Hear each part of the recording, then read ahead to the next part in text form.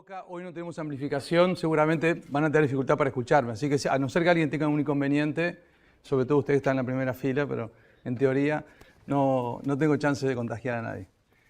Bien, bueno, a ver, primero bienvenidos, bienvenidas. Para muchas y muchos de ustedes seguramente es el primer curso, capaz que algunos ya entraron el año pasado y por alguna razón están aquí de nuevo. Así que lo primero es darles las bienvenidas, segundo día de clase en facultad, seguramente la primera clase de física en facultad que están teniendo. Antes que nada me presento, mi nombre es Ramón Méndez.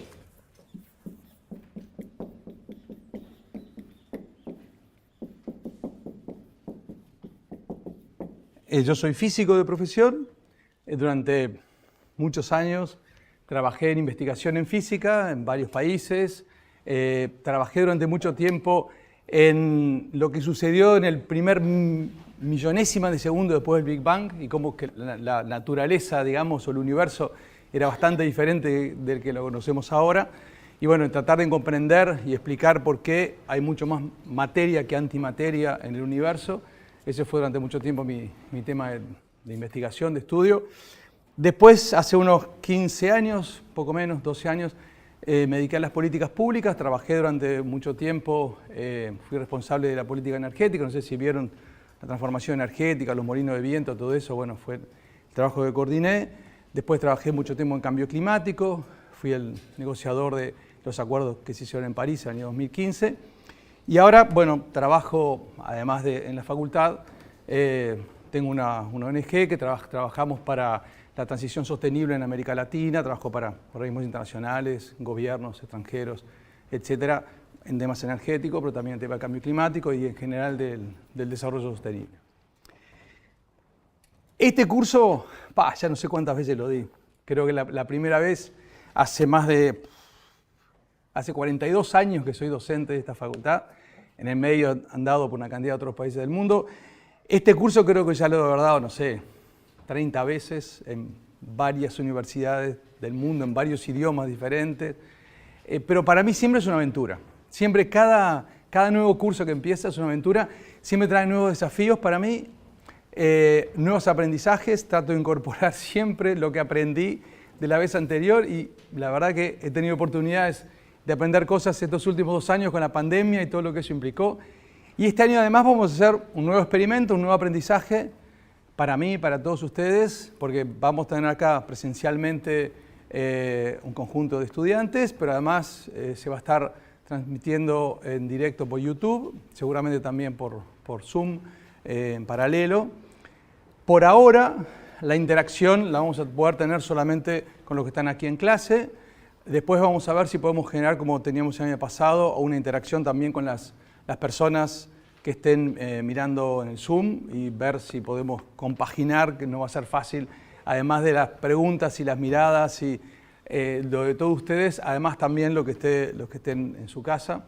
Y eso, bueno, también naturalmente va a ser otro desafío nuevo para mí. Les quiero pedir una cuestión práctica, algunas cuestiones prácticas. Primero, no usen Wi-Fi acá adentro cuando estamos en la clase ahora porque si no se puede llegar a enlentecer mucho la transmisión, que ocupa mucho espacio de banda, mucho ancho de banda.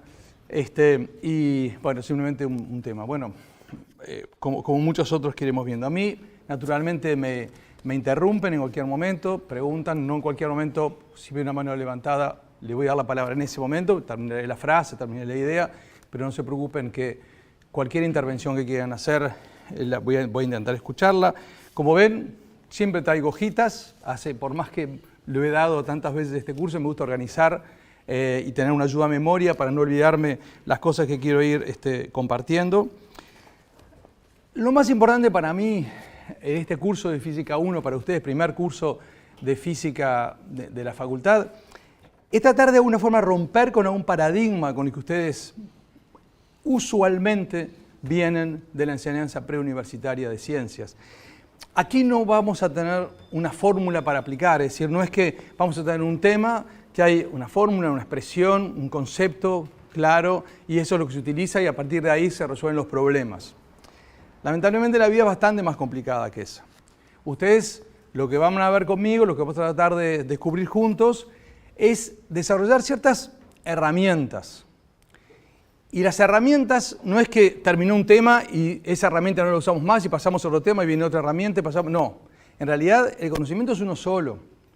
Y no es que va a haber, primero hacemos un tipo de problema y los aprendemos a resolver, después otro, después otro, después otro, no. Los problemas van incorporando cada vez más información y vamos precisando cada vez mayor cantidad de conocimiento para poder ir resolviendo problemas cada vez más complejos, de alguna forma. Entonces, a mí me gusta pensar que en realidad lo que tenemos a disposición y lo que yo trato de trabajar con ustedes es el desarrollo de una caja de herramientas, una gran caja de herramientas. Entonces, cuando ustedes se encuentran en una situación problemática, tienen que ver de todas esas herramientas cuál es la más adecuada para resolver el problema. A veces hay más de una herramienta. Una es la más útil, la más práctica, la que tengo menos chance de equivocarme si uso esa en lugar de usar otra, la que voy a resolver más rápidamente, más elegantemente el problema si uso esa herramienta en lugar de otra. Pero el asunto es discernir entre las herramientas que tengo a disposición cuál es la más adecuada para resolver una determinada situación problemática. Y lo que vamos a ir haciendo es vamos a ir incorporando cada vez más herramientas. Incorporar herramientas también significa saber cuándo las puedo utilizar y cuándo no, cuándo es correcto decir que puedo aplicar esto y cuándo en realidad le estoy errando porque no se dan las hipótesis como para poder utilizar esa determinada herramienta. Eso es lo más complicado. Porque lo más complicado es que ya deja de ser algo tan automático de que para tal problema, tal fórmula, tal solución.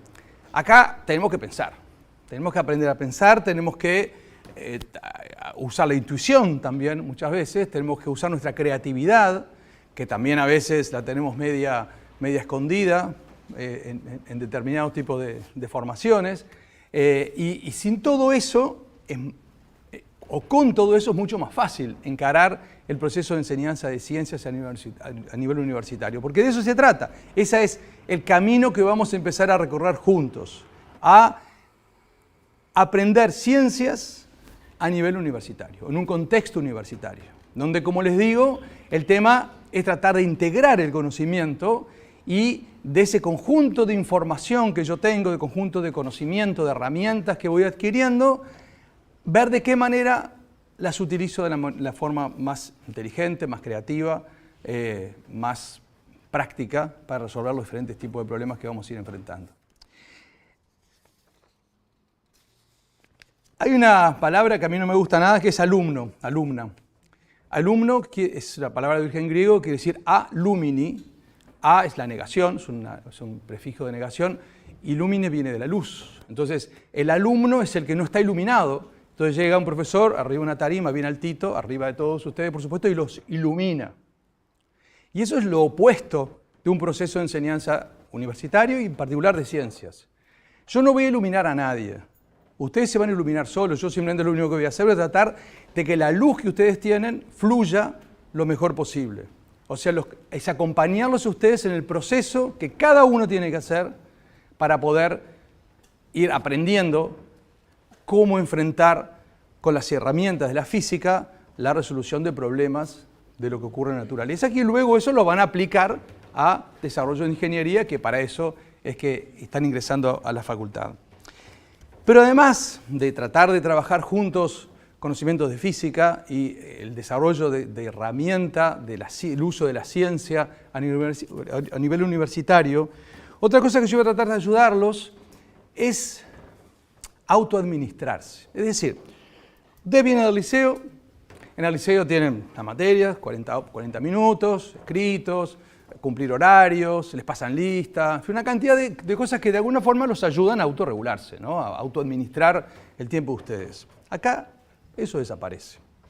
Nadie les va a pasar lista, nadie les va a preguntar a ver si están durmiendo en clase, o si se van a ir antes o van a llegar después. Nadie les va a preguntar a ver si hicieron o no hicieron la tarea que de alguna forma se había sugerido. Eso depende de ustedes. Y eso naturalmente es muy difícil, porque cuando uno de alguna forma se relajan las condiciones de contorno, digamos, lo natural, a lo que uno tiende a hacer es a relajarse un poco, ¿no? Y eso es muy peligroso desde cierto punto de vista, desde un punto de vista que es maravilloso porque tienen la libertad de autoadministrar el tiempo, pero también es peligroso porque uno puede decir, uy, falta todavía 14 semanas para el primer parcial, la primera evaluación que tengo acá adentro, y por lo tanto, bueno, arranco suavetongo, veo cómo viene la mano, después trato de recuperar, el primer mes, no sé, estoy haciendo otras cosas, Eso es muy peligroso. Es muy peligroso porque esto viene, arranca y no para. Y lo que vamos a ver en la segunda clase, vamos a utilizar lo que vimos en la primera. En la tercera vamos a utilizar lo que vimos en las 2 primeras. En la cuarta lo que vimos en las 3 primeras. Y así vamos a ir construyendo un castillo con muchos ladrillos. Y si los ladrillos de abajo no están sólidos y los de arriba tienen serias dificultades como para poder solidificarse. Entonces este es un proceso que requiere muchísimo de vuestra determinación, de vuestra autodisciplina o vuestra posibilidad de autoorganizarse en los tiempos. Aquí de alguna forma ustedes son unos privilegiados, como lo fui yo en un momento. O sea, están acá, tienen la suerte de tener padres, una familia que los puede bancar, una sociedad que los puede bancar, porque de alguna forma todos los uruguayos, las uruguayas con los impuestos bancamos a la Universidad de la República, tener profesores gratis, tener espacios gratis, no son los ideales, son los que podemos. Y eso es una responsabilidad de ustedes en relación a vuestras familias, en relación a la sociedad, de que si están acá, aprovechen estar acá. Otros congéneres de ustedes, de más o menos la misma edad, están laburando y no tienen la posibilidad de estar acá adentro y tienen que meterle 8 horas, 9 horas para, bueno, cumplir con su responsabilidad de alguna forma en relación a su familia y a ellos mismos. Ustedes tienen que dedicarle 8 horas todos los días a la facultad. Van a venir acá algunas horas por día, bastante menos de 8, pero se espera, se supone que ustedes después le dediquen en la casa de ustedes, desde el día 1, unas cuantas horas más. ¿Eso quiere decir que todos los días tengo que dedicarle 8 horas? No, esa es la suerte, no es todo lo de ustedes se organizan. Pero si un día se fueron a hacer otra actividad, bueno, seguramente van a tener que recuperar en los días siguientes lo que no hicieron el día anterior. Porque está bueno que ustedes vengan a la clase siguiente de la materia que sea, habiendo asimilado, adquirido, pensado, discutido los conocimientos que supuestamente les tratamos de compartir en la clase anterior. Si ese proceso se frena, se empiezan a frenar el engranaje y se empiezan a complicar las cosas. Porque además hay otra cosa bien interesante, que es que todos somos diferentes, todos tenemos un pasado diferente, venimos de liceos diferentes, de ciudades diferentes, de contextos diferentes, de historias personales diferentes, y eso hace que lleguemos aquí con experiencias diferentes en relación a lo que vamos a hacer nosotros. Muchos adquirieron todos los conocimientos como para poder decir, bueno, arranco el curso de Física 1 y tengo las bases como para decir, bueno, a partir de acá empiezo la construcción de la enseñanza universitaria. Otros no. La gran mayoría tienen una cantidad de bases, una cantidad de temas y falencias en otros asuntos que por alguna razón ese escrito en tal año, en cuarto, en quinto, en sexto, me lo pasé y bueno, no pasó nada, después no volví a utilizar esta información, ese conocimiento y lo venimos a requerir nuevamente acá y acá me doy cuenta que en realidad, eso yo no lo he entendido, que no sé manejar bien la trigonometría, que no terminé de entender bien algunas cosas de la derivación, en fin, conceptos que de alguna forma no están lo suficientemente sólidos por el pasado, no es porque yo sea más idiota que los otros, es porque simplemente eso en mi historia de vida no lo logré adquirir de la forma que hoy me doy cuenta que precisaba. Entonces, que ustedes reconozcan los huecos, los baches que tienen, es muy importante en estas primeras semanas, y en particular en este primer semestre. Acá van a descubrir que hay ciertos temas que, bueno, sí, ahora me doy cuenta que me lo habían enseñado, pero la verdad que no lo tengo con la fluidez necesaria como para poder venir a la clase y comprender cómo usa esa herramienta, ese conocimiento, el profesor en la universidad. Y entonces ahí van a tener que hacer un esfuerzo extra. Ahí es que ustedes en el momento de que descubren eso, bueno, tendrán que ir a buscar el libro del liceo, discutir con algún compañero o compañera. Nosotros en facultad, en la plataforma EVA, tenemos bastante material sobre temas así básicos del liceo para ayudarlos a reengancharse en alguna temática, pero no la dejen para atrás. No la dejen para atrás porque después, como yo les digo, empieza la maquinaria a complicarse, se empieza a usar cada vez más esa herramienta, cada vez más se dan cuenta no la tienen y cada vez se hace más complejo lo que va quedando para atrás. Entonces, una tarea muy importante y es muy personal es darse cuenta, bueno, a ver, acá tengo un hueco. Esto no lo terminé de entender en la forma que me doy cuenta que tengo que tenerlo como para poder seguir los razonamientos que hace el docente en la universidad. Bueno, esa es la oportunidad, ahí está la autoorganización de ustedes, el pasarse una tarde entera mirando un tema, pidiendo ayuda, buscando diferentes caminos para tratar de llenar ese hueco. ¿Está? Y eso es, de alguna forma, una gran diferencia, ¿no? Cuando ustedes están en el liceo, viene la misma generación, año tras año, y entonces saben, sí, el profesor de quinto, ese tema justo no lo dimos, no sé qué, entonces de alguna forma el profesor de sexto trata de acomodar porque están todos en la misma situación. Ahora no, están todos en completamente diferentes situaciones, porque vienen todos de liceos diferentes, de contextos diferentes, de realidades diferentes.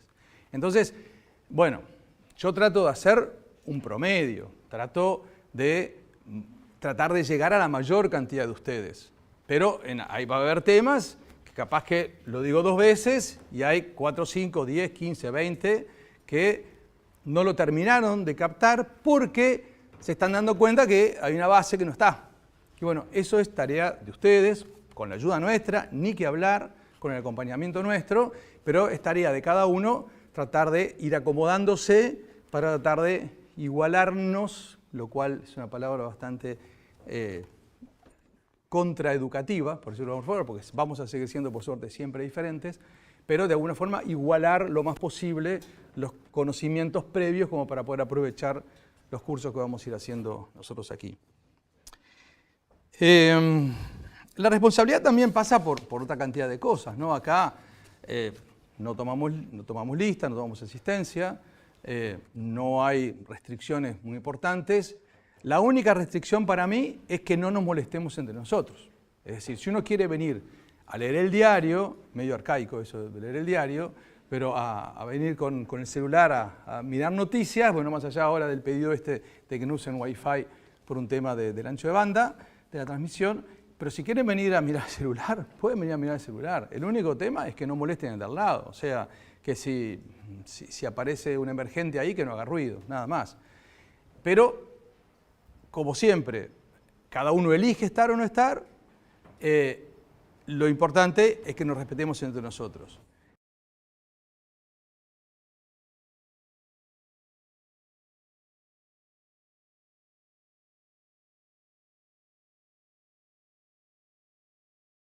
Hay un 30 o 40 que miran para la puerta. Ahí llegó alguien, seguro. ¿Tá?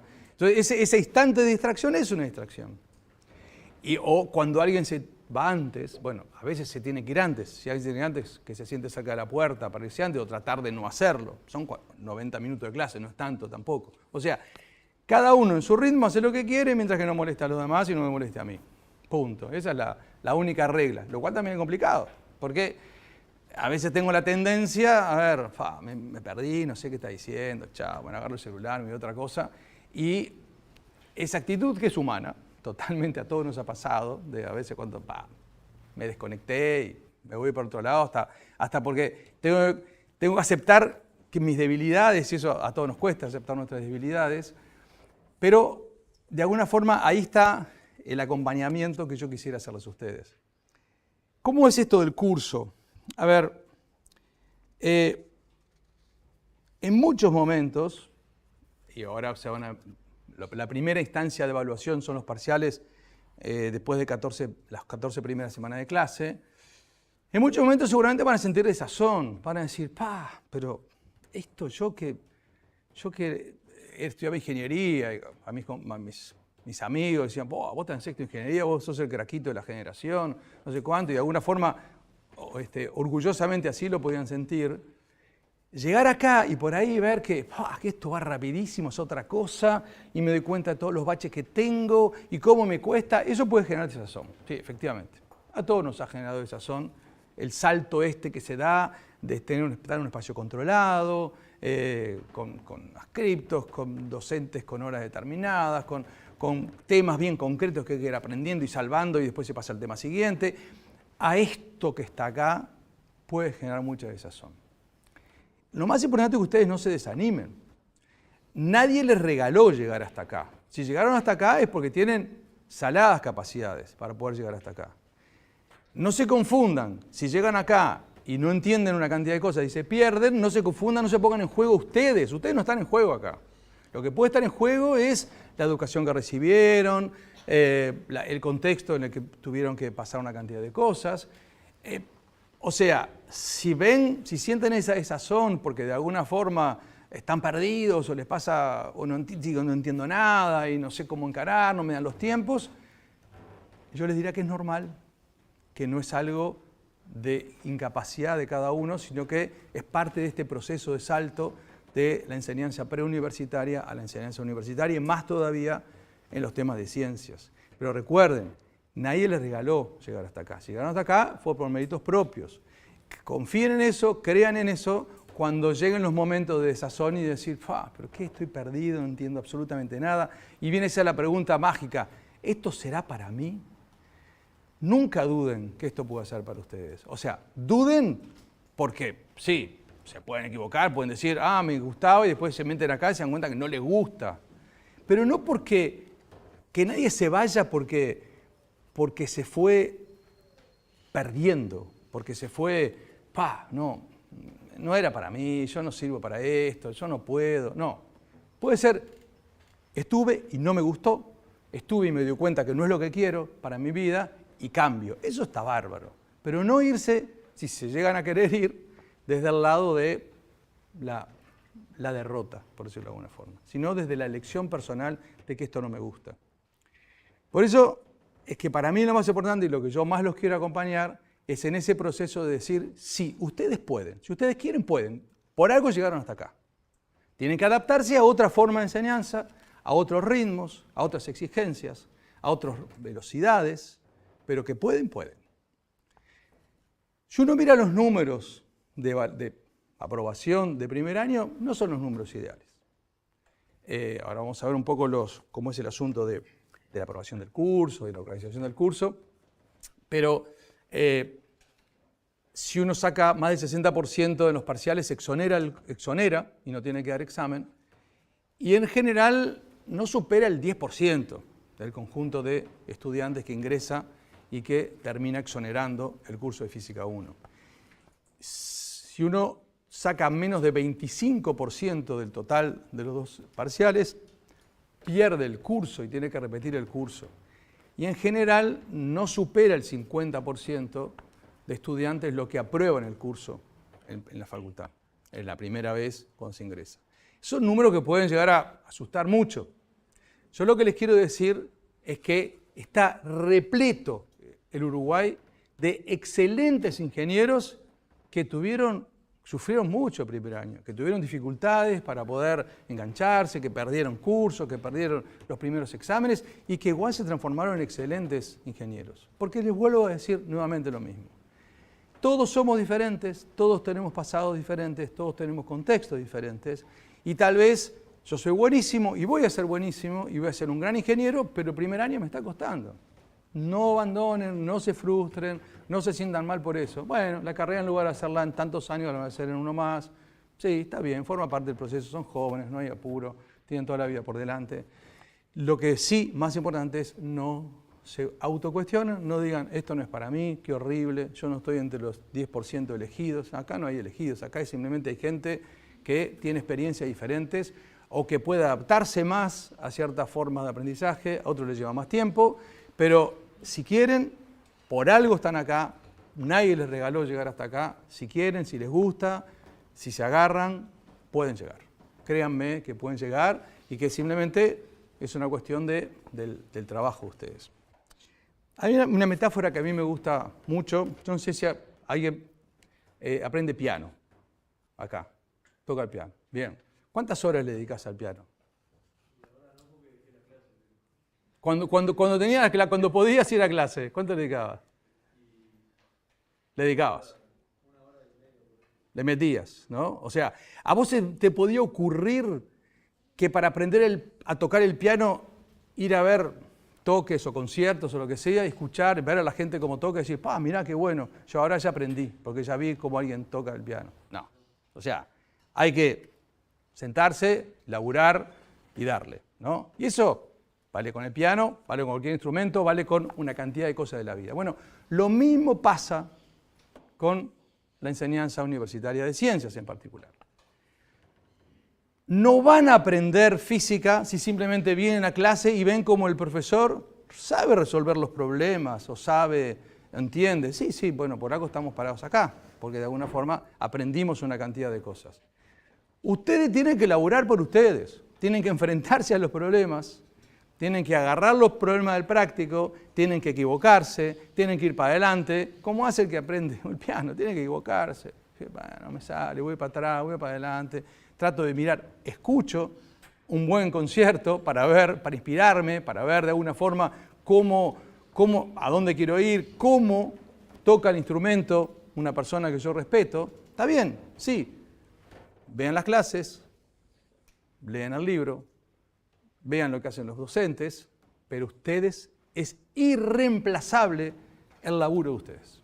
Y por eso yo vuelvo a decir, y esto, cuanto antes me crean, porque no me van a creer, muchas de las cosas que estoy diciendo no me van a creer, pero cuanto antes me crean, antes van a poder hacer el clic para engancharse. Ustedes tienen que salir hoy de acá y tienen que retomar todo lo que hicimos en la clase hasta terminar de digerirlo, de entenderlo, de decir, ya me doy cuenta de lo que quiere decir. Y tienen que ir al práctico y resolver uno por uno todos los ejercicios porque son la forma en que nosotros los ayudamos con eso a que ustedes terminen de incorporar los conocimientos. Si dejan pasar 2 o 3 semanas, se van a acumular 2 o 3 prácticos de 2 o 3 grandes temas diferentes que a su vez uno se enraba con el otro. Y ahí ya la cosa se empieza a complicar. Entonces, cuanto antes me crean de que esto hay que sentarse y dedicarle desde el día 1, más chance tienen de poder engancharse, de poder rápidamente poder asumir esta dinámica de la enseñanza universitaria.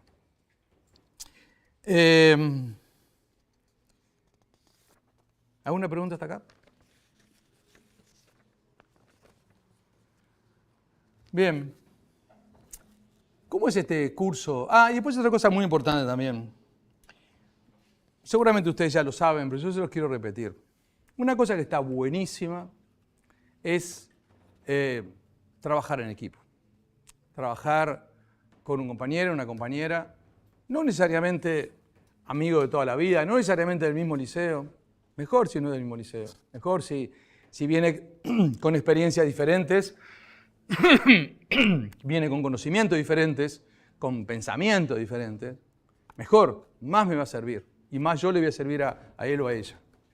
Es decir, trabajar en equipo, trabajar con un compañero o con una compañera, lo que me permite es, muchas veces, cuando yo creo que entendí algo, y el amigo o la amiga me dice, explícame cómo es esto. A ver, porque yo no lo entendí bien. Y cuando lo voy a explicar, me doy cuenta que yo tampoco lo entendí bien. Y eso es maravilloso, porque es la base. Una vez yo leí algo que lo repito siempre porque me gusta mucho, de las 4 fases del aprendizaje, del conocimiento, ¿no? La primera etapa es cuando yo sé tan poco que yo ni siquiera sé que no sé. Después avanzo un pasito y me doy cuenta que yo sé que no sé. Me doy cuenta que hay algo, entendí que no entendí. Después doy el siguiente paso, donde yo sé que sé, es decir, sé. Pero es como cuando ni bien empecé a aprender a manejar, sé manejar, pero estoy tan atento que el saber está presente ahí. Y después ya llega un momento en que ya ni sé que sé. O sea, tengo tan incorporado el conocimiento que ya es algo natural en mí. Para mí el paso más interesante es entre el primero y el segundo. Cuando yo ni siquiera sé que no sé, y acá sé que no sé. Porque esa es la base. Ahí me doy cuenta, la sutileza que tiene esto, claro. Yo pensé que lo había entendido, pero en realidad no lo terminé de entender. Y en el trabajo, en equipo, 2, 3, en las preguntas, en los cuestionamientos, ahí yo me doy cuenta las sutilezas del tema y de que eso que yo creía que había entendido, en realidad, ni siquiera te puedo responder la pregunta más elemental que me estás haciendo. Cuestiónense, pregúntense, duden. Hace unos años, en la prueba de ingreso, se le preguntó a a los estudiantes que ingresaban, una evaluación, se les preguntaba a ver si consideraban que la ciencia tenía leyes inmutables y que eso era lo que uno aprendía. Y la respuesta mayoritaria era que sí, que efectivamente lo que el profesor de alguna forma del liceo le transmite son las leyes de la física que están escritas en piedra, ¿no? Y no hay nada más alejado de la verdad. Tengo una anécdota, cuando yo trabajé muchos años, investigué muchos años en la Comisión de Energía Atómica en Francia, en París, y un compañero de trabajo, estábamos saliendo una vez, paseo, le iba manejando, la mujer iba manejando, su esposa iba manejando, y él iba al lado de una carta, y la mujer le iba diciendo, bueno, ¿y ahora qué hago? Yo voy para la derecha, para la izquierda, no sé cuándo, no sé qué, y el tipo, para no sé cuándo, no sé qué, y se perdieron, ¿no? Yo iba atrás, yo estaba sentado atrás, y ahí le indicó mal y se fue por otro lado. Y el tipo era un gran científico, un gringo espectacular, un tipo muy reconocido, y la mujer le dice, pero escúchame, vos que sos el gran científico, no sabés ni siquiera decirme cómo es el mapa. Y el tipo, ¿saben lo que le contesta? Le dicen, lo que pasa es que a mí me pagan para dudar. Y efectivamente, un verdadero investigador, un verdadero creador, un verdadero científico, lo que hace es dudar. Y eso es lo que ustedes tienen que aprender a hacer, a dudar. Dudar del conocimiento, de por qué esas son así las cosas. Y al dudar es que ahí vamos aprendiendo y vamos entendiendo cada vez más las cosas. Entonces, el estudiar, el trabajar en equipo muchas veces nos ayuda a dudar.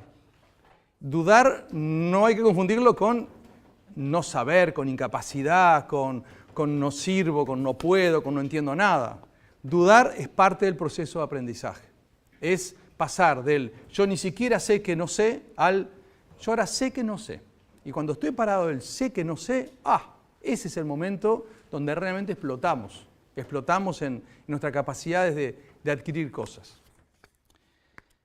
El curso, como les decía, es un curso de física. Vamos a aprender física o intentaremos aprender física. La física es una ciencia experimental, como vamos a ver en la clase de hoy. Y estamos hablando de 28 semanas de clase. Vamos a tener 14 semanas antes del primer parcial. De estas 14, ¿bien dije? Sí, 14 semanas de clase, efectivamente, antes del primer parcial. 14 clases antes del primer parcial, ahora lo dije bien, discúlpeme. 14 clases antes del primer parcial, después cortamos, tenemos el parcial, 14 clases más y los segundos parciales. Ya les habrán contado, en facultad arrancamos el semestre y luego paramos todas las clases, tenemos todos los parciales, volvemos a retomar todas las clases, volvemos a parar todas las clases y tenemos todos los parciales juntos y luego eventualmente los exámenes, ¿no? Y luego empieza el semestre siguiente. Nosotros vamos a tener ahora 3 clases antes de turismo y luego 11 clases más después de turismo y ahí paramos para los primeros parciales. Nosotros vamos a tener, yo ya sé día a día qué voy a dar en cada una de las clases. Vamos a hablar un poquito del material, pero yo voy a hacer un libro, que el libro es el Rennie Holiday y Crane, que está acá. Hay una cantidad de versiones, pero bueno, este es el libro que yo voy a seguir. Para facilitarles el aprendizaje a ustedes, yo voy a hacer los mismos ejemplos del libro, hasta los ejemplos. Voy a seguir la misma tipografía, la misma nomenclatura. Voy a tratar de hacer hasta los mismos ejemplos, muchas veces hasta con los mismos números, cosa que si ustedes no entendieron lo que yo hice aquí, van a ver el libro y van a ver lo mismo que yo intenté hacer en el pizarrón. ¿Tá? O sea, de alguna forma para facilitar una continuidad en el aprendizaje entre lo que yo hago y lo que ustedes tienen en el libro. ¿Por qué decía esto? No recuerdo. Pero bueno, les decía de los parciales. Los parciales son problemitas, ejercicios del nivel medio de lo que son los ejercicios que ustedes están haciendo en los prácticos. En el práctico hay ejercicios más fáciles, hay ejercicios medios y hay ejercicios más difíciles. Todos sirven, porque todos ayudan de alguna forma a mover el bocho y a hacernos preguntas y a entender las dificultades y a emplear las herramientas que vamos a ir desarrollando en los cursos. Los parciales, siempre es muy difícil, pero tratamos de que la dificultad de los ejercicios sea promedio, ni de los más fáciles ni de los más difíciles. A veces hay alguno fácil, raramente hay alguno muy difícil. Eso es lo que intentamos hacer en general. El total de puntos que se reparten en el primer parcial es 40 y el total de puntos que se reparten en el segundo es 60. O sea, pesa más el segundo parcial. Sean la misma cantidad de ejercicios, pero cada ejercicio vale un poco más porque en total el segundo parcial reparte más puntos que el primero. Por muchas razones. Primero porque como el primero está recién llegando y por ahí les va mal, entonces bueno, para que no pese tanto ese primer parcial. Y segundo también porque el segundo parcial engloba más información y por lo tanto también por eso tiene un poquito más de peso. Ustedes tienen que sumar los puntajes que tomaron entre el primero y el segundo parcial y si sacaron menos de 25 sobre 100, no pueden aprobar el curso. Si sacaron entre 25 y 59, aprobaron el curso y tienen que dar examen, y si sacaron 60 o más sobre 100, en la suma de los dos, exoneraron y pasan simplemente al curso siguiente. ¿Tá? Ese es el mecanismo de alguna forma de evaluación. Los parciales son de múltiple opción, es decir, hay una situación problemática y luego hay 5 respuestas posibles. La suma de puntos de las respuestas de cada pregunta es 0. Eso quiere decir que si tienen la pregunta A, B, C, D y E, hay, digamos, esta es la correcta y esta es incorrecta, incorrecta, incorrecta, incorrecta. Entonces, digamos, si ustedes sacaron, colocaron correctamente la B, tienen 4 puntos, pero si colocaron incorrectamente alguna de las otras, tienen menos un punto si colocaron incorrectamente. O sea, para esta pregunta, si marcaron A, para la pregunta tienen -1, para esta pregunta, si marcaron la B, tienen +4. ¿Por qué es eso? No es porque uno quiera castigarlos al que se equivocan, no es el objetivo. El objetivo es que es la única forma correcta de evaluar múltiple opción. ¿Por qué? Si yo no sé absolutamente nada, ¿cuál es la nota que me corresponde? 0, ¿no es cierto? Entonces, si yo no sé absolutamente nada, voy a contestar al azar las respuestas. Y tengo 4 chances sobre 5 de contestar esta y una chance sobre 5 de contestar esta. Entonces, yo contesto al azar, tengo 10 preguntas y contesto al azar y tengo esta nota, tengo esta distribución de notas, en A1 voy a sacar -1, en otro voy a sacar +4 y en promedio voy a sacar 0. Ese es el objetivo por el cual se colocan puntajes negativos en las respuestas incorrectas. ¿Tá? Bien, así son las evaluaciones que hacemos. Tienen tiempo más que suficiente, no es el tiempo el problema. En general, el 90% entrega antes del tiempo, simplemente es tratar de tomarse el tiempo con tranquilidad. Y les vuelvo a decir, desde el día 1 empiezan a preparar el parcial, porque ya los prácticos van a ver ahí todo un cronograma en EVA. Ya se sabe clase por clase de teórico los temas que vamos a ir dando cada clase, al mismo tiempo los temas que se van dando en el práctico. Hay un ligero desfasaje entre el teórico y el práctico para que ustedes tengan una semana el teórico y a la semana siguiente empiezan el mismo tema en el práctico. Y la idea es que ustedes vayan acompañando el práctico, ¿no? Está bien que vean cómo el profesor de práctico hace un ejercicio para inspirarse, pero luego el práctico lo tienen que hacer ustedes. Ustedes en equipo, discutiendo. Y ahí es donde llega la hora de la verdad. No tengo ni idea de cómo resolver este problema. Puedo pedir una ayuda, sí, pero chiquita, para que me oriente. Pero seguramente lo que tengo que hacer es ir para atrás, agarrar el libro, escuchar de nuevo la clase que están grabadas. Capaz que me doy cuenta que tengo que dar un poquito más para atrás y tengo que mirar un libro del liceo. Y así me voy dando cuenta cómo voy construyendo yo mi propio conocimiento en función de mi propia experiencia personal. Y recién ahí vuelvo a atacar otra vez el problema a ver si ahora sí me doy cuenta cómo resolverlo. Y si no, capaz que tengo que volver a ir para atrás de nuevo o tengo que pedir ayuda, pero no van a aprender a tocar el piano siendo a ver concierto de piano. O sea, necesariamente tienen que sentarse ustedes, equivocarse, enfrentarse, protestar y ahí se da el proceso de aprendizaje que es intransferible, es absoluta y totalmente presencial. El curso de Física 1 es un curso de mecánica. La mecánica es la descripción del movimiento y la descripción de las causas de por qué los cuerpos se mueven. O sea, la cinemática, que describe el movimiento de los cuerpos, y la dinámica, que describe las causas de los movimientos de los cuerpos. Por qué los cuerpos se mueven y cómo se mueven en función de esas causas, de esas interacción con el resto del universo. Vamos a aprender una cantidad de herramientas, algunas de ellas matemáticas. Vamos a hablar de vectores, por ejemplo. Vamos a ver algunos instrumentos de matemáticos que nos van a servir a desarrollar los conocimientos de física, a utilizar las herramientas de física que vamos a desarrollar en el curso. Un poquito, muy poquito de matemática. La matemática no va a ser, no debería ser, bajo ningún concepto, una traba para el curso que vamos a hacer.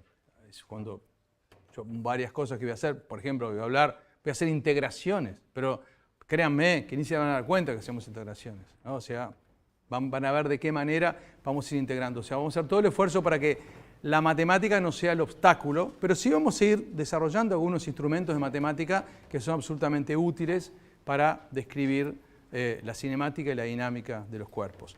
Vamos a trabajar casi exclusivamente con la cinemática y la dinámica del punto, del objeto puntual. Ya con eso tenemos para complicarnos la vida como locos.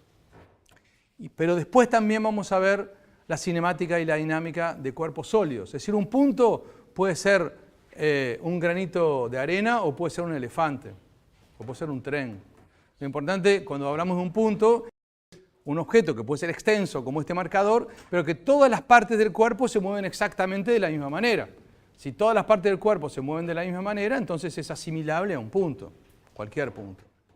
Ya cuando un cuerpo extenso, no todas las partes se mueven de la misma manera, ahí ya estamos hablando de realmente un cuerpo sólido o extenso, o un rígido también se llama, y también vamos a ver en parte del curso el movimiento ya no tanto de puntos, sino también el movimiento de cuerpos rígidos o cuerpos sólidos que pueden hacer otro tipo de movimientos movidos por otras causas diferentes, o sea, la cinemática y la dinámica del cuerpo rígido va a ser diferente que la cinemática y la dinámica del punto, simplemente. Y después vamos a ver algunas otras cosas más. No vamos a hacer para nada en el curso objetos que se deformen, ¿no? Esto no lo vamos a estudiar, no vamos a estudiar fluidos, eso no lo vamos a estudiar. Vamos a ver o bien puntos o bien sólidos o rígidos, es decir, cuerpos que si bien permanecen cada parte del cuerpo a la misma distancia de los otros, o sea, no se deforma, pero que pueden moverse cada parte de una manera diferente. Bien. Y vamos a ver el movimiento, las causas, o sea, la cinemática y la dinámica, tanto en una dimensión como en 2 y en 3 dimensiones. Y justamente para movernos en 2 y en 3 dimensiones es que vamos a usar algunas herramientas de la matemática, como son los vectores en particular, que vamos a ver que van a aparecer a lo largo de todo el curso de una manera muy importante. Lo vamos a hacer desde cero. La clase que viene, de hecho, va a ser sobre vectores, recordando o introduciendo una cantidad de conceptos que vamos a usar a lo largo del curso. ¿Está? Bien, con esto puedo terminar algo así como la introducción a este curso de Física 1 y también de alguna forma bienvenida a introducción a la enseñanza universitaria de ciencias. Voy a comenzar mi primera clase, a no ser que tengan algún comentario, pregunta, cuestionamiento, pedido. Sí, dale.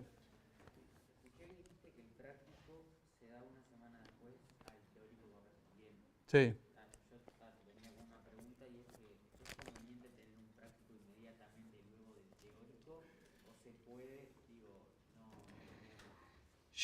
A mí me parece, por la experiencia, es que está bueno que vos dediques un día en tu casa a revisar un poco lo que se hizo en el teórico antes de encarar el práctico. Me parece que está bueno.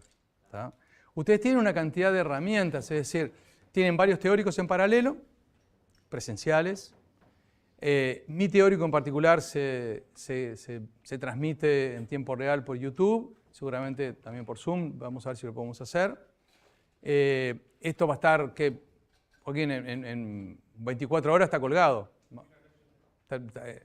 Muy rápidamente queda colgado, o sea, ustedes lo pueden volver a ver para cualquier duda, lo pueden pausar, ir para adelante, para atrás, qué quiso decir con esto, no entendí nada, lo vuelven a ver y capaz que ahí entienden. Y después tienen el libro, ¿no? El libro realmente no muerde, es así. Hay muchos ejemplares en bibliotecas, se consiguen libros usados de generaciones anteriores. Revisar el libro también está bueno. Ustedes tienen colgado en la página web también lo que yo voy a dar en cada clase. Estaría buenísimo que ustedes lean la clase, lean el libro antes de venir a clase, que vengan acá a tratar de sacarse las dudas o a tratar de ver cómo encaro yo el tema que ustedes leyeron en el libro y luego también volver a mirarlo una vez que terminó la clase. O sea, está bueno, todo ese proceso es muy personal, cada uno lo va a ver qué es lo que más le sirve, pero hay que laburar. Eso es lo que les quiero decir de alguna forma. Sí. El libro se llama Física, el volumen 1, de Resnick, Holiday y Crane. Todo esto está en la página web. ¿Tá? Todo lo tienen en la página web, en EVAS, tienen toda la información, ¿tá? sobre el libro.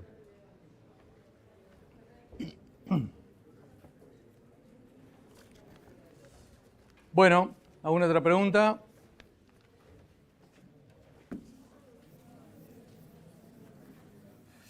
Quiero hablar un poco, en la clase de hoy,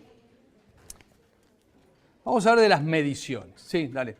No, que en teórico, ¿no? Ejercicios no se dan, porque eso es más bien de práctico. Yo trato, no tengo mucho tiempo, pero trato en algunos temas muy importantes, trato de hacer algún ejemplo, aplicación, algún ejercicio. Pero que si no son ejercicios, ¿qué es lo que se da teórico? Lo vas a descubrir en las próximas clases. ¿Te parece? No sé, creo que es más fácil que lo veas a que... No sé, pero trato de... Bueno, voy a ir describiendo herramientas, situaciones, sí, de alguna forma planteo situaciones de la física y planteo herramientas como para poder resolverlas de alguna forma, pero no las aplico necesariamente siempre, digamos. Pero lo vas a ir viendo. ¿Tá? Bien, sí. No, no doy práctico, estoy solo teórico. ¿Otra pregunta? ¿Sí?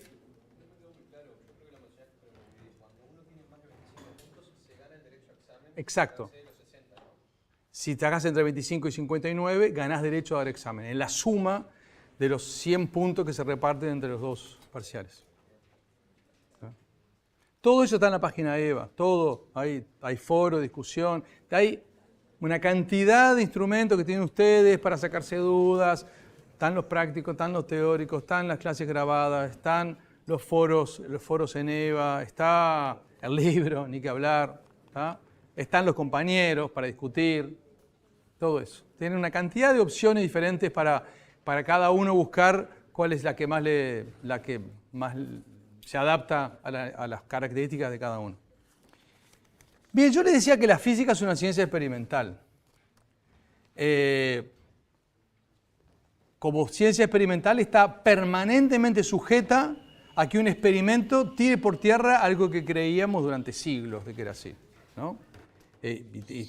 Todo el avance, no es que esté lleno la ciencia de ejemplos de ese tipo, sino que toda la ciencia experimental se construye de esa manera. Es decir, a partir de ciertas observaciones experimentales se llega a ciertas conclusiones hasta que aparece un nuevo experimento que contradice esa construcción que se hizo y ahí no se tira todo por la borda y se arranca de nuevo. Pero hay que tratar de ver qué fue lo que pasó. Y a veces hay que hacer alguna pequeña corrección a la construcción que se había hecho, a veces hay que tirar todo por la borda y empezar de nuevo. Por ejemplo, lo que hizo Einstein en relación a todas las teorías newtonianas, que es lo que vamos a ver básicamente en el curso de mecánica, en el curso de física 1, y ahí sí hubo que de alguna forma empezar todo de nuevo. Pero todo se basa en que la física es una ciencia experimental y es el experimento el que me dicta si está bien o está mal lo que yo estoy razonando. Y una teoría, cuanto más haya sobrevivido a los experimentos, más sólida es, más robusta es, más chance tiene de describir adecuadamente la realidad, y hasta que y un conocimiento que fue poco chequeado con los experimentos, es un conocimiento en general más endeble o menos sólido. Cuando uno mide, es completamente diferente, cuando uno tiene una ciencia experimental es completamente diferente de otras ciencias formales como la matemática. En la matemática, cuando Pitágoras propuso su teorema, no hubo que salir a buscar triángulos, rectángulos para medir los catetos y la hipotenusa para ver si se daba la relación de los cuadrados de Pitágoras. No hubo que salir a experimentar a ver si es cierto, porque el resultado del teorema de Pitágoras es un resultado formal, no es un resultado que surge de la observación de la naturaleza. La física no tiene nada que ver con eso. La física es una descripción de la naturaleza y por lo tanto lo que construimos y las conclusiones a las que llegamos son más o menos válidas, son válidas o no son válidas en función de lo que me dicen los experimentos, la respuesta que me dan los experimentos.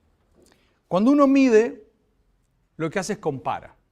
Cuando uno dice la longitud de esto son 5 metros, es porque está comparando con una unidad, que es el metro, y utiliza un patrón, que es una barra de 1 metro, que dice, bueno, coloca ese patrón tantas veces y en función de la cantidad de veces que entró, uno compara esta longitud con una unidad con la cual medimos longitudes.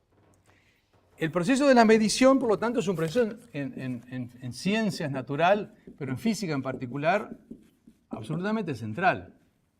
Medir bien está en la base de la física. Y medir implica, primero, determinar cuál es la cantidad que yo estoy mirando. Una cantidad puede ser una longitud, una cantidad puede ser un área, una cantidad puede ser una temperatura, puede ser una intensidad luminosa, puede ser una cantidad de materia. Es decir, hay una cantidad que de alguna forma yo estoy, diferentes cantidades que uno mida en física. Y una determinada cantidad, y que a su vez vamos a ver que hay ciertas cantidades que pueden ser escalares, o sea, que alcanza con describirla con un número, otras cantidades que van a ser vectoriales, por ejemplo la velocidad, donde no me alcanza con dar un número, sino tengo que dar un número en dirección, un sentido, es decir, más fácilmente lo vamos a escribir eso con un vector, como vamos a ver en la clase que viene.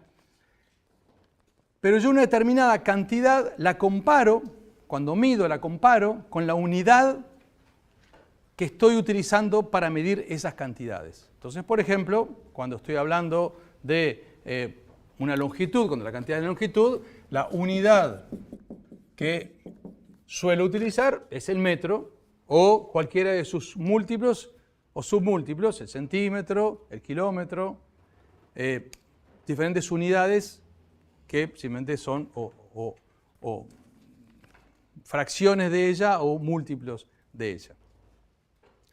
Pero de alguna forma yo tengo que definir qué es la unidad, tengo que decir qué es el metro.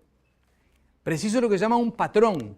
El patrón es aquello que me permite decir la unidad es el metro y un metro es esto. Este patrón es el que me determina qué es esa unidad que vos elegiste. A lo largo de la evolución de la ciencia, y fundamentalmente de la ciencia moderna, de la física moderna, ya en el siglo XIX se vio la necesidad de llegar a un acuerdo internacional de cuáles son las unidades con las cuales vamos a medir las diferentes cantidades físicas y por lo tanto, si llegamos a un acuerdo de cuáles son las unidades, ¿cómo definimos los patrones? Antiguamente, bueno, ustedes habrán escuchado hablar del pie o la yarda o el pulgar. En general muchas veces estaban asociadas que ya se precisaba medir, ¿no? O sea, cuando se comerciaba entre diferentes pueblos, ciudades, era necesario ponerse de acuerdo, bueno, una libra de tanta cantidad vale tanto y por lo tanto era necesario medir, ¿no? Pesos, distancias, diferentes cantidades de distancias para ver a qué distancia estaba para recorrer una determinada distancia entre una ciudad y la otra. Muchas veces se usaban unidades vinculadas a los órdenes naturales que existían en esas sociedades. Por ejemplo, la yarda o el pie era el pie del emperador, la longitud del pie del emperador. O la yarda estaba relacionada con la longitud de la barriga del emperador, ¿no? O la pulgada de la longitud del pulgar del emperador. Cuando digo emperador, podría ser un rey, podría ser un señor feudal, o sea, de quien regía a ese conjunto de personas, ¿no? Y una dificultad que uno tiene con eso es que la unidad no puede variar. O sea, el rey que no coma mucho, que no engorde, o que no se vuelva más flaco, o si el pulgar, qué es lo que le pasó, o si el pie, qué problema tuvo, o se nos murió un rey y vino otro y se le cambió el pie y ahí se me cambiaron se cambió la unidad. Entonces, unidades que sean muy dependientes de los seres humanos o de variaciones o de cosas que puedan variar, no son buenas unidades. Y así con el tiempo se fueron estableciendo cada vez más unidades que son lo más generales o lo más universales posibles o lo más independientes de la interpretación o de la variación humana. Bueno, así por ejemplo, digamos, para la longitud, la unidad, como sabemos, es el metro.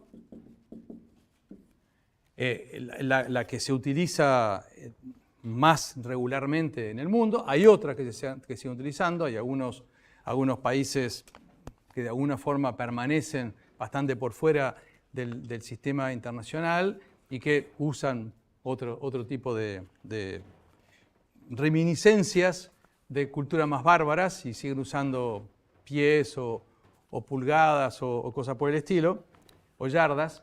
Pero naturalmente era necesario definir el patrón, que durante un cierto tiempo, por ejemplo para el metro, el patrón fue una barra de un material muy particular que no se dilataba ni se contraía mucho con diferencias de temperatura, que estaba en el Museo Internacional de Sèvres, allá en el suroeste de París, en la salida de París.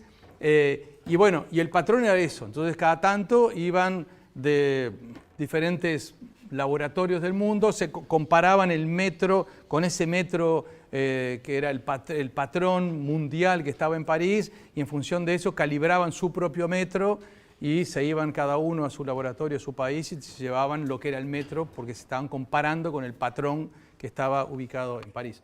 Tampoco era una buena solución eso, porque los diferentes materiales con la temperatura se contraen, se va gastando y va desapareciendo materia, por lo tanto. Entonces han ido evolucionando y hoy en día el patrón con el cual se mide la unidad de metro para medir longitudes tiene que ver más que nada con la velocidad, hoy en día la velocidad de la luz durante una cierta fracción de segundo.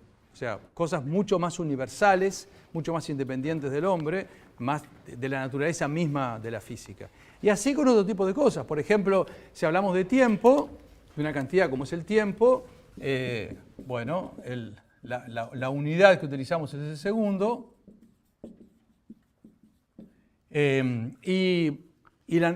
La unidad de tiempo ha ido cambiando en función de los patrones, en función de los tipos de instrumentos de medida que se utilizaban. Durante un tiempo tuvo que ver con el Sol, con el movimiento del Sol en relación a la Tierra, o el movimiento de la Tierra en relación al Sol, el movimiento aparente del Sol en relación a la Tierra, debí decir.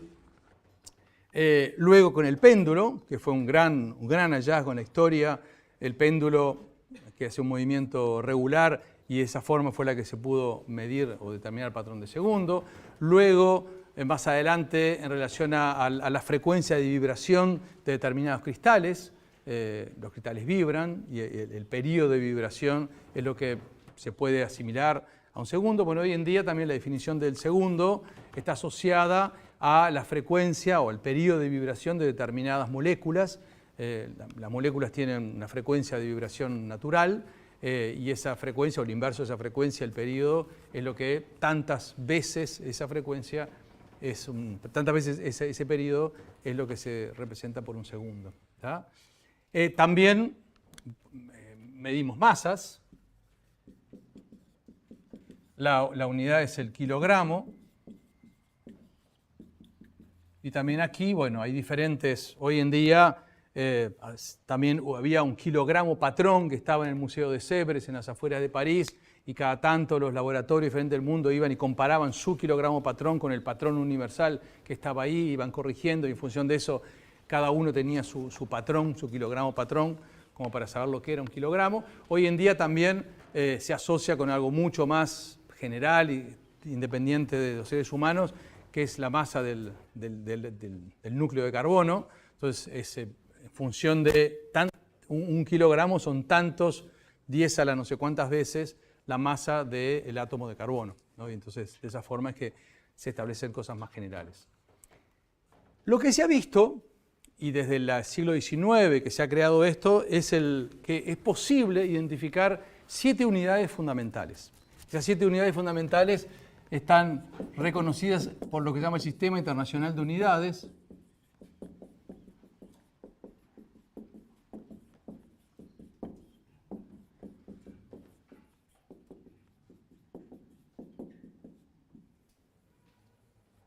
Y hay 7 cantidades, y definiendo las unidades asociadas a esas 7 cantidades, podemos medir cualquier cantidad física. Todas las demás cantidades físicas son simplemente combinaciones de estas 7, que estas son las 3 primeras, les voy a decir las otras 4, que no las vamos a usar en este curso. Estas 3 son las que están vinculadas a la mecánica, las otras 4 no están vinculadas a la mecánica, no las vamos a utilizar por tanto en este curso, pero con estas 7, si las combinamos, podemos medir cualquier otra cosa. Por ejemplo, velocidades no es una cantidad de las fundamentales, sino que una velocidad la medimos en metros por segundo, es decir, es una combinación de las unidades fundamentales estas que están acá.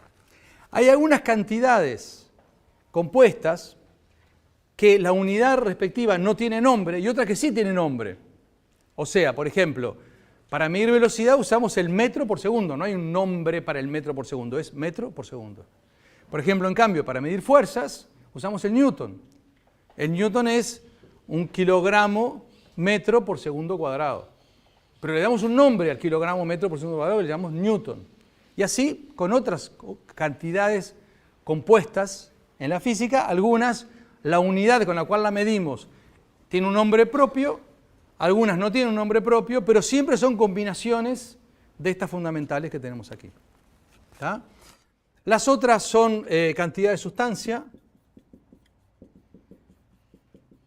Cantidad de sustancia. Y la unidad que usamos es el mol. La otra es intensidad luminosa.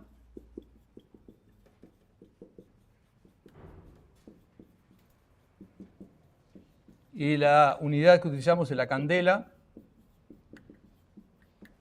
La otra es la corriente eléctrica.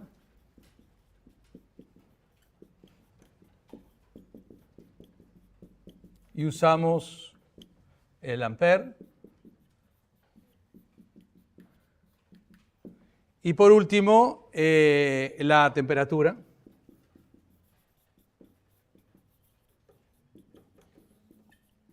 Y lo que usamos es el grado Kelvin. Esas son las 7 unidades que ha reconocido el Sistema Internacional de Unidades, que es un acuerdo entre los hombres, simplemente, ¿no? Y las mujeres, simplemente.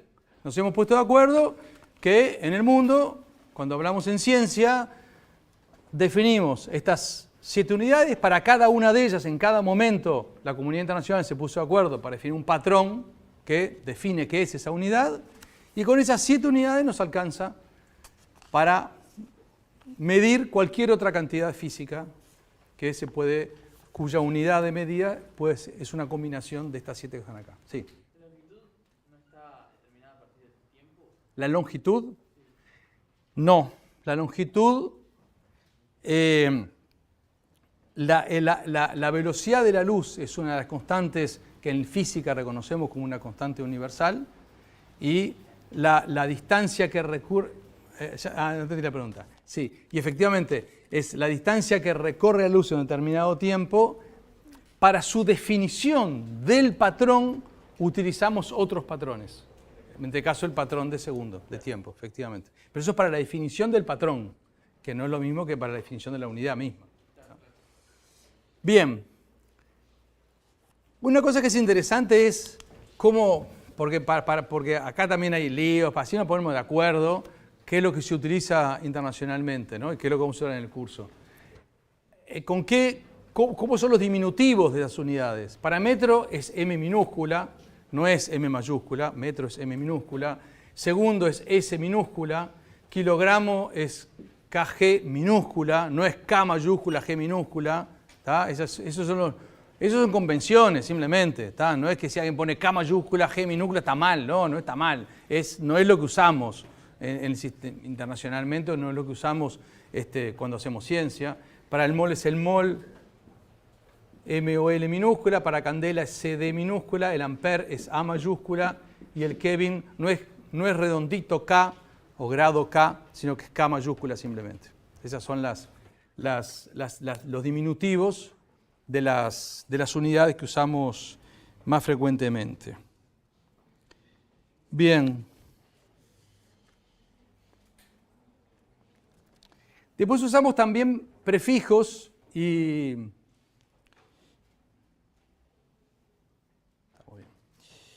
usamos también prefijos, ¿no? Que algunos son aumentativos y otros son disminutivos, y que los vamos a usar mucho en el curso también, y que lo van a usar en toda la carrera, porque si bien en este curso vamos a usar solamente estas tres cantidades físicas, todas las cantidades físicas que vamos a usar en el curso de energía, trabajo, diferentes posiciones, etcétera, etcétera, todos van a ser combinaciones simplemente de estas tres cantidades, simplemente, pero en el resto de la carrera ustedes van a usar estas también, ¿no? Entonces, bueno, esto en realidad no es solamente para esta materia, sino que en realidad lo que estamos viendo es en general para toda la carrera que van a hacer ustedes. Y en particular los prefijos que se suelen utilizar, también lo van a usar a lo largo de toda la carrera para diferentes materias, para diferentes mediciones, etcétera, etcétera.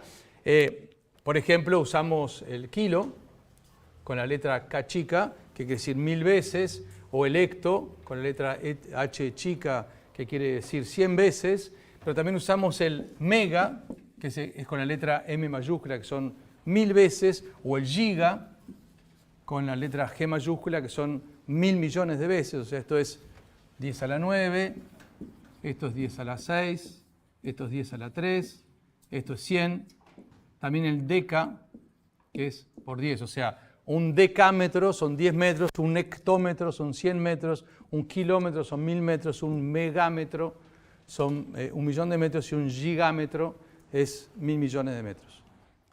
No usamos mucho para metro, pero por ejemplo para otras unidades, como por ejemplo para medir potencia, usamos el watt, usamos el kilowatt, el megawatt, el gigawatt, ¿no? Depende de la cantidad física, usamos diferentes. A veces es más usual simplemente porque en lo que usamos en ingeniería muchas veces aparecen mucha cantidad de watts y por lo tanto no vamos a hablar de 10 a la 8, sino que hablamos de tantos megavatios o tantos gigavatios, ¿no? En función de las cantidades con las del tipo de problema que estemos enfrentando. Obviamente si hacemos electrónica no vamos a usar gigavatios, si hacemos ingeniería eléctrica de potencia van a aparecer los gigavatios, ¿no? Y eso depende del tipo de problema que ustedes se enfrenten cuando hagan ingeniería. También tenemos prefijos al revés, ¿no? O sea, para ser más chico, ¿no? Entonces usamos, por ejemplo, el mili, que es 10 a la menos 3, que se usa con la letra M minúscula, ¿no? El milímetro son M chica, porque el metro es M chica y mili es con M chica. O, bueno, el miliampere, si hablamos en electrónica, por ejemplo, electrónica no de potencia. Hablamos también del micro, cuando es algo que es, por ejemplo, podemos usar un microsegundo, algo. Como yo le decía, yo durante muchos años trabajé en lo que pasó durante el primer microsegundo del universo, o sea, la primera millonésima de segundo del universo. Y así, bueno, podemos usar, esos son los más usuales que vamos a usar. También tenemos el nano, que es con la letra N minúscula, que es 10 a la menos 9. Un nanómetro, y todo lo que tiene que ver mucho con También, bueno, con cierta ciencia de materiales, ingeniería de materiales, ciertas estructuras, son estructuras nanométricas, o sea, que se dan en espacios del tamaño de algunos nanómetros.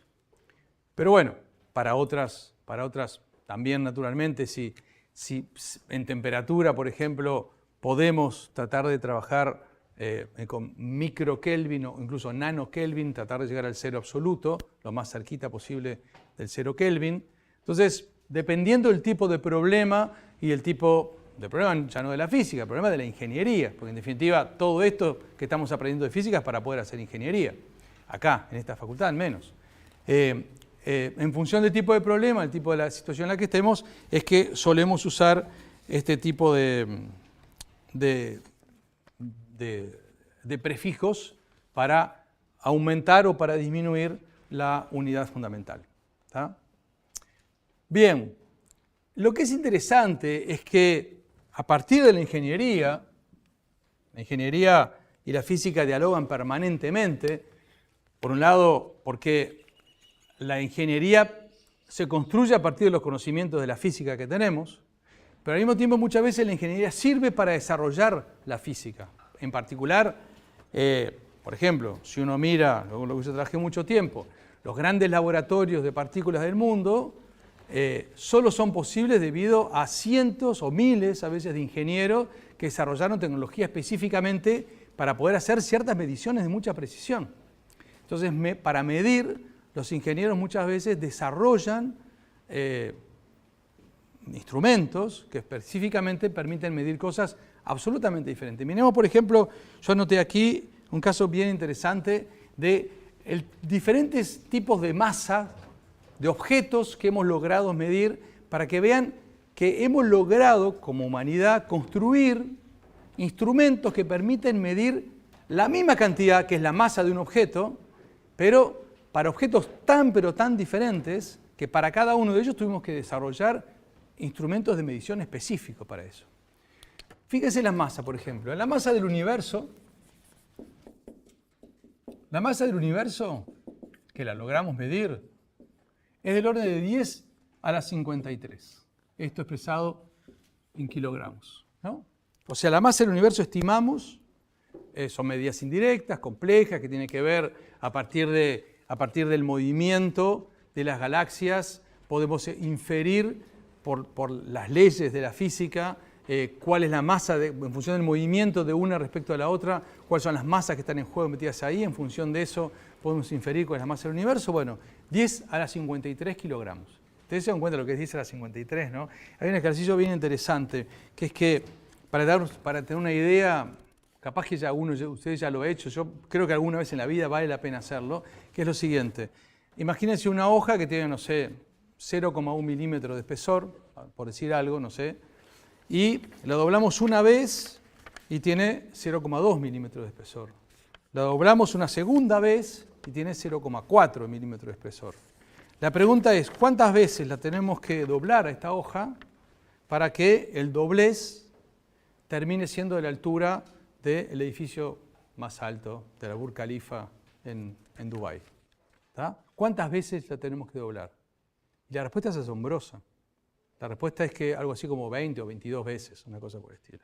No es 1000 veces que hay que doblarla, hay que doblarla 20 veces. Y eso parte de una idea de lo que significa una potencia, ¿no? Acá es 2 a la 20, 2 a la 20 da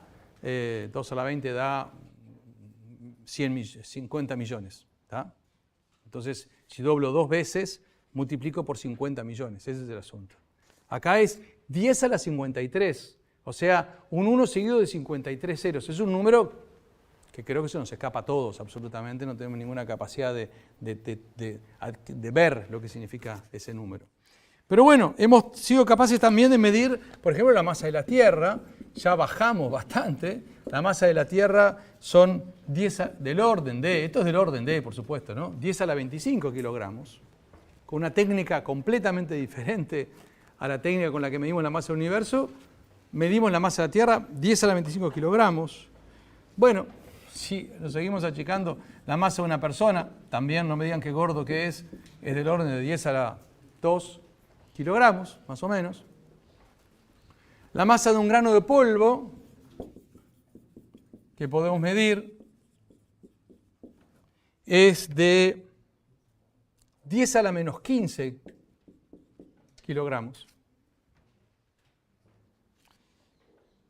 Y la masa de un electrón, que es del orden de 10 a la menos 30 kilogramos. O sea, hemos sido capaces, a través de la ingeniería que le brinda servicio a la física, de fabricar dispositivos que permiten medir masas de objetos que van desde 10 a la menos 30 kilogramos hasta objetos que van a 10 a la 53 kilogramos. 83 órdenes de magnitud. O sea, esto es un 0 seguido de 30, 0, seguido de 30 ceros y un 1, y esto es un 1 seguido de 53 ceros. Yo no sé, a mí por lo menos, no sé ustedes, a mí se me escapa. Yo no tengo ninguna capacidad de meter en la cabeza 80 cifras, 80 órdenes de magnitud. Bueno, sin embargo, hemos sido capaces de medir con diferentes precisiones, con diferente exactitud. Hay cosas que las medimos con cosas que están más a nuestro alcance, las medimos con una exactitud asombrosa, pero siempre con, metodologías técnicas diferentes. Pero no podríamos comprender absolutamente, no podríamos lanzar un satélite si no comprendiéramos bien cuál es la masa de la Tierra. No podríamos saber nada de biología si no pudiéramos entender qué pasa con un grano de polvo, o no podríamos hacer electrónica de precisión si no supiéramos qué tamaño tiene un grano de polvo. No podríamos tener prácticamente nada de los dispositivos modernos que tenemos si no comprendiéramos qué pasa a nivel de la escala de un electrón. Entonces, hemos podido desarrollar la ingeniería que nos rodea y todo lo que hemos logrado desarrollar como humanidad porque hemos logrado desarrollar instrumentos y medir con gran precisión cantidades físicas absolutamente diferentes, y todas ellas de alguna forma influyen, el conocimiento, el haber podido medir eso influye en poder hacer ingeniería de calidad, o sea, poder incidir sobre la naturaleza para generar elementos, instrumentos, dispositivos que nos generen determinado confort a los seres humanos, ¿no? Y al mundo que nos rodea. Todo eso hemos podido hacer. Y justamente aquí estaba mencioné al pasar otro concepto fundamental y que en el curso lo van a utilizar bastante y que va a ser fruto del primer práctico, que es el concepto de precisión y de cifras significativas. Un tema que siempre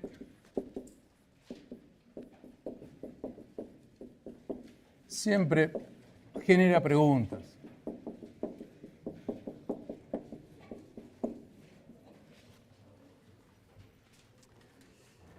Cuando yo mido,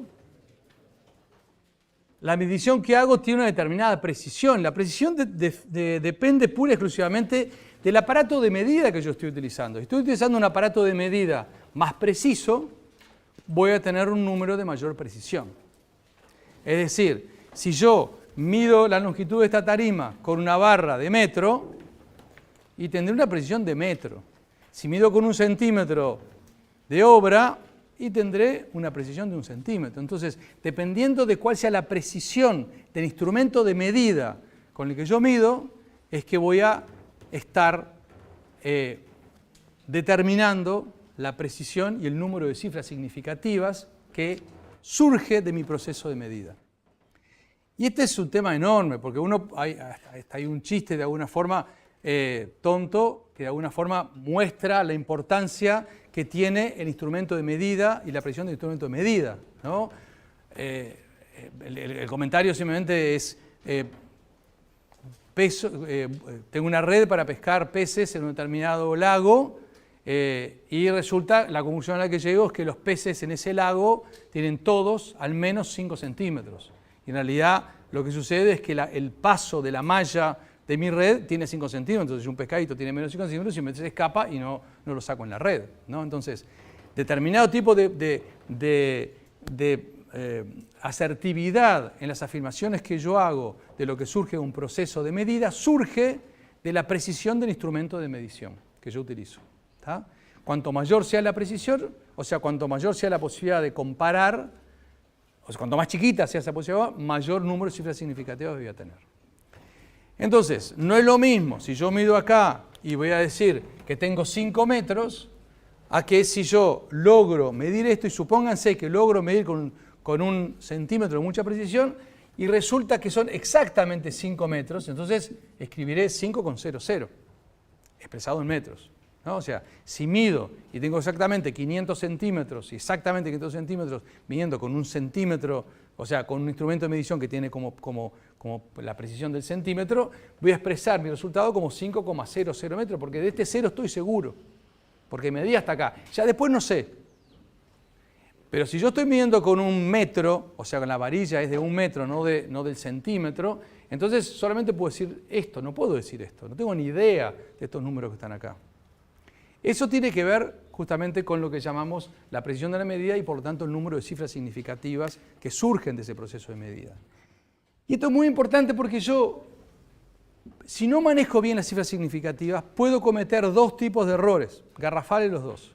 Uno es perder información, o sea, yo medí con 1 centímetro y digo, justo, estos son 5 metros, y digo 5 metros, estoy perdiendo información, porque yo no sé 5, yo sé 5,00. Y si escribo esto, pierdo información. Tengo más información de la que estoy de alguna forma guardando. Y al mismo tiempo, el otro pecado es inventar información. Si yo realmente medí con 1 metro, no tengo esta información, tengo esta. Si yo escribo esto, estoy inventando información. Porque capaz que medí con 5 y no era 5,00, era 5 con lo que yo pude medir con una barra de 5 metros, barra de 1 metro. Entonces lo que sé que es 5, no es 5,00. Entonces, no puedo ni perder información, porque si me maté para hacer una medición y después perdí, dejé de lado la información, ¿para qué utilizo un instrumento de tanta precisión si después los números, la precisión, la perdiste? No, entonces, si tenés una buena información, guardala, no la pierdas. Pero tampoco la inventes. Donde no la tenés, no la puedes inventar. Y entonces ahí hay un par de reglas, si quieren, que son las que van a trabajar un poco en el curso práctico, que tiene que ver con la suma y con la multiplicación o división. La suma resta, por un lado, y multiplicación y división de mediciones para no perder ni inventar información, para no ni perder ni ganar cifras significativas que no tengamos. Entonces, por ejemplo, si yo sumo y quiero ver cuál es la longitud total de esto, este pedazo lo medí con algo de la precisión del metro, entonces tengo 5 y no tengo más de 5. Este pedacito que está allá lo medí con 1 centímetro de costurera que tiene precisión de 1 centímetro y me dio 6,12, ¿no? 6 metros, 12 centésimos de metro, o sea, 12 centímetros o 612 centímetros. Y el pedacito que está allá lo medí con una precisión del milímetro, con una regla de mayor precisión, y me dio 2,23. Yo hago la suma, está bien, perdón, 2,237, digamos, porque dije que era el milímetro, ¿no? La última parte. Entonces tengo esa precisión, hago la suma, está bien, me da 7, 5, 3 y 13. ¿Está? Pero este no es el resultado final. Porque yo si hago esto, estoy suponiendo, sin decirlo, que acá es 0, 0, 0 y acá es un 0. Eso es lo que yo supuse cuando hice la suma. O sea, al 7 le sumé 0 y le sumé 0, por eso me dio 7. Y yo en realidad no tengo ni idea de si esto es un 0, qué número es, porque yo solamente sé esto que está acá. Entonces yo solamente tengo la información hasta la coma, porque esto en realidad es así y esto en realidad es así. Y por lo tanto, en realidad, todos estos números que están acá están inventados. Porque perfectamente acá podría ser 5,1, porque en realidad no medí ese coma que hay después. Entonces, en realidad, en lugar de ser un 3, esto es un 4. Si acá es un 5,1. Pero no lo sé. Entonces, cualquier cosa que yo ponga después de la coma es un invento. Por lo tanto, hago la suma, me dio 13,357, pero el resultado final es 13. Todo lo que puedo decir es que con la forma en que yo medí la longitud total de esto, solamente puedo afirmar que tiene esta precisión y este número de cifras significativas. Más cifras significativas es un invento. Si multiplico, en cambio, ¿tá? ¿Qué pasa? Yo tengo, por ejemplo, acá puse 1. Hago 4,80, o sea, por un lado digo, tengo un objeto que se mueve a una velocidad de 4,80 metros por segundo. ¿Está? Y mido con un cronómetro de mucha precisión y logro medir también, que son 2 mediciones que hago, que el objeto se movió durante 2,354 segundos. Es decir, se movió a esta velocidad y se movió durante esta cantidad de tiempo. Ping, ping. La pregunta es, ¿qué distancia se movió? O sea, ¿qué longitud recorrió? ¿Qué distancia recorrió? Obviamente, si hago la multiplicación, esta multiplicación me va a dar la distancia que recorrió. Solo que esto lo tengo con 3 cifras significativas, conozco un 4, conozco el 8, conozco el 0, porque en eso puse el 0, no es 4,8, puse 4,80 porque este 0 lo medí, si no, no hubiera podido poner 4,80. Y por lo tanto medí todo esto, toda esta cantidad de segundos. Si yo hago la multiplicación directamente, el número me da 11,2992 metros. ¿Está? Ese es el resultado de mi operación matemática. Ahora, yo acá tengo solamente 3 cifras significativas, acá tengo 4 y acá tengo 6. Esto es un invento. En realidad, el número de cifras significativas me lo da, de resultado final, me lo da el de menor precisión, porque de acá no tengo más que 3. Y por lo tanto, cualquier otra cosa por encima de esto es un invento. El resultado, entonces, correcto, es 11,3 metros. Ese es lo que surge realmente de mi doble medición de una velocidad con 3 cifras significativas y de un tiempo con 4 cifras significativas. Surge un resultado que tiene 3 cifras significativas, porque la menor precisión es el que manda. Igual que hicimos acá, la menor precisión, que había medido con metro, tiene una precisión del metro, bueno, manda 13. Más precisión es invento. Acá lo mismo, más precisión que decir 3 cifras significativas es invento. Porque dar más hubiera supuesto decir algo que es que esto en realidad tenía más ceros. Cosa que yo no sé si tiene más ceros. Entonces, como yo esto no lo sé, en realidad este es el número de cifras significativas. Van a hacer unos cuantos ejercicios de eso. Y para terminar la clase, quiero compartir un ejercicio de algo que me parece sumamente interesante y que también en ingeniería es muy útil, muy rápidamente, que es lo que se llama el análisis dimensional. El análisis dimensional lo que permite es comprender muchas cosas de la física sin hacer más que un análisis de las dimensiones de un problema. Y esto del análisis dimensional va a ser fundamental y lo vamos a ver a lo largo de todo el curso, porque es una forma de chequear si yo no me equivoco. Si yo tengo que encontrar una velocidad, por decir algo, y veo, la velocidad vale, y hago todas las cuentas, hice millones de cosas y encontré que vale A por C, por pi, por no sé cuánto, por una cantidad de cosas, y toda esa cantidad de cosas, cuando yo las junto, no tienen dimensiones de metro por segundo, no puede ser igual a la velocidad que yo estaba buscando. O sea, me equivoqué en algún lugar. El análisis dimensional lo vamos a ver a lo largo de todos los problemas que vamos a ver en el curso, porque es una fuente de encontrar errores.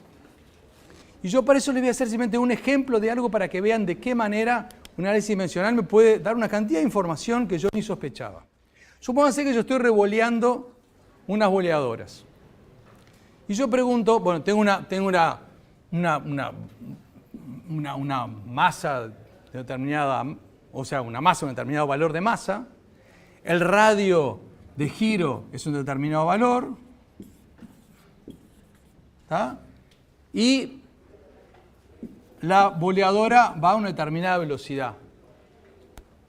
Y yo pregunto, ¿cómo será la fuerza que yo tengo que hacer para que efectivamente la bola de esa masa con ese radio de giro vaya a esa velocidad? ¿Qué fuerza tendré que hacer? Intuitivamente yo digo, bueno, a ver si cuanto más rápido vaya o cuanto mayor sea la masa, supuestamente mayor va a ser la fuerza, intuitivamente, digamos, ¿no? Pero, bueno, y vamos a ver, por supuesto, en un curso, con todo detalle, vamos a ver el movimiento circular uniforme, vamos a ver cómo es la fuerza en el caso del movimiento circular uniforme, vamos a ver que la fuerza es proporcional a la masa, proporcional al cuadrado de la velocidad, inversamente proporcional al radio. Pero van a ver que con un simple análisis dimensional yo puedo encontrar mucha información sobre esta fuerza. ¿Por qué? Porque yo digo, a ver, la fuerza es... Estas son las tres cantidades físicas que están involucradas en el problema. Entonces, una fórmula que me dé la masa será, que sea la fuerza, será la masa a una determinada potencia que no sé cuál es, el radio a una determinada potencia que no sé cuál es y la velocidad a una determinada potencia que no sé cuál es. O sea, si hay una relación entre estas tres cantidades y la fuerza, quiere decir que, y eventualmente por acá puede haber un numerito, digamos que es proporcional simplemente a eso que está acá. Capaz que hay un 2, un raíz de pi, yo qué sé, no sé. Pero dimensionalmente, la fuerza es un conjunto de potencias, algunas serán positivas, otras serán negativas, de las cantidades que entran en juego, ¿no? Y yo dimensionalmente puedo encontrar cuánto vale A, cuánto vale B y cuánto vale C. Porque las dimensiones, así los ponemos, las dimensiones de la fuerza es el newton. Y el newton es una masa, kilogramo, metro, masa por distancia, por tiempo a la menos 2, ¿no? Una masa, por una masa, kilogramo, metro, por segundo cuadrado. Esas son las dimensiones de una fuerza. ¿Y cuáles son las dimensiones de esto que está acá? Las dimensiones de m a la A por r a la b por b a la c, las dimensiones son, la dimensión de una masa es masa, masa a la A. Las dimensiones del radio es distancia, L a la B. Y las dimensiones de velocidad son metros por segundo, o sea, distancia sobre tiempo a la C. Entonces, ¿qué pasa? Yo tengo acá masa a la A y acá tengo masa. Acá tengo L, distancia a la B más C, y acá tengo distancia a la 1. Y acá tengo T a la menos C, porque está abajo, y acá tengo T a la menos 2. Entonces, si yo digo que esto que está acá tiene que tener la misma dimensión que esto que está acá, porque las papas no pueden ser iguales a los boniatos, si una cantidad es igual a otra, es porque tienen que tener la misma dimensión. Con análisis dimensional me permite afirmar que A es igual a 1, acá voy a poner un 1, acá voy a poner un 1, ¿no?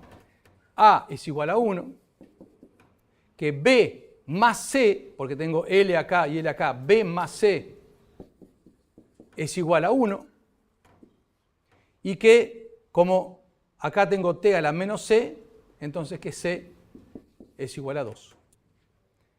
Y por lo tanto, si A es igual a 1, B más C es igual a 1 y C es igual a 2, de acá deduzco que B es igual a menos 1. Y por lo tanto, si yo junto todo esto, ¿qué es lo que me queda? Me queda que la fuerza es proporcional en función de todo esto a la masa a la potencia 1, la distancia, primero vamos la velocidad a la potencia 2 y el radio a la potencia menos 1. O sea, yo encontré que la fuerza centrípeta es proporcional a mv cuadrado sobre r. De hecho, ustedes capaz que lo recuerdan, y lo vamos a ver, lo vamos a demostrar en el curso, cuando veamos movimiento circular uniforme y todas esas cosas, veamos la ley de Newton, vamos a encontrar que la fuerza centrípeta efectivamente es mv cuadrado sobre r. Pero aquí lo encontramos haciendo pura y exclusivamente un análisis dimensional, diciendo la dimensión de la fuerza tiene que ser una combinación de las dimensiones de las cantidades físicas que entran, haciendo un análisis dimensional, diciendo que las papas iguales a las papas, encontramos cuál es la expresión. O sea, fíjense la potencia que tiene hacer un buen análisis dimensional y por eso lo vamos a hacer a lo largo de todo el curso. Muchas gracias, nos vemos el martes a las 8.